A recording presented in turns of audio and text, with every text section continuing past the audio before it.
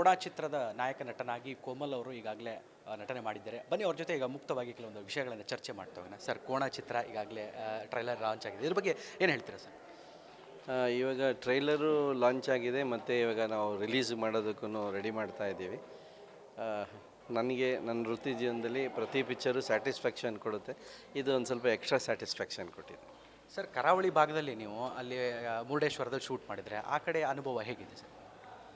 ಅದೊಂದು ಸಾಂಗ್ ಸಿಚುವೇಶನ್ಗೆ ಅಂತ ಮಾಡಿದ್ದು ಅಲ್ಲಿ ಚೆನ್ನಾಗಿತ್ತು. ಮತ್ತು ಇದರಲ್ಲಿ ಭಾಳಷ್ಟು ಕಲಾವಿದರುಗಳು ನಾವು ಇಲ್ಲೇ ಹತ್ತಿರದಲ್ಲಿ ನೇಟಿವಿಟಿ ಬರಲಿ ಅಂತ ಮಂಡ್ಯ ಮೈಸೂರು ಕಡೆ ಭಾಗದಲ್ಲಿ ಮಾಡಿದ್ವಿ ಶೂಟಿಂಗ್.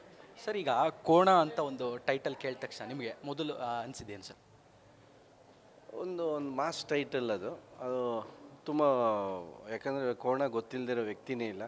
ಬೈಗಳು ಆಗೋ ಕೋಣ ಬರುತ್ತೆ, ಪ್ರೀತಿಗೂ ಕೋಣ ಅಂತಾರೆ, ಆಮೇಲೆ ಪ್ರಾಣಿ ಅದು ವಿಶೇಷವಾಗಿ ರೈತರಿಗೆ ಸಹಾಯ ಮಾಡೋಂಥದ್ದು. ಸೊ ಹಂಗಾಗಿ ಈ ಚಿತ್ರದಲ್ಲಿ ಕೋಣ ಅನ್ನೋದು ಮಾಸ್ ಆಗಿದೆ.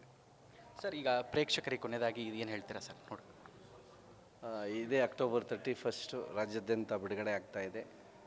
ರಾಜ್ಯೋತ್ಸವದ ಟೈಮ್ಗೆ ನಿಮ್ಮೆಲ್ಲರ ಆಶೀರ್ವಾದ ಹಾರೈಕೆ ಈ ಚಿತ್ರದ ಮೇಲೆ ಇರಲಿ. ಧನ್ಯವಾದಗಳು. Thank you sir. ನಿಮಗೂ ಕೂಡ ಆಲ್ ದ ಬೆಸ್ಟ್.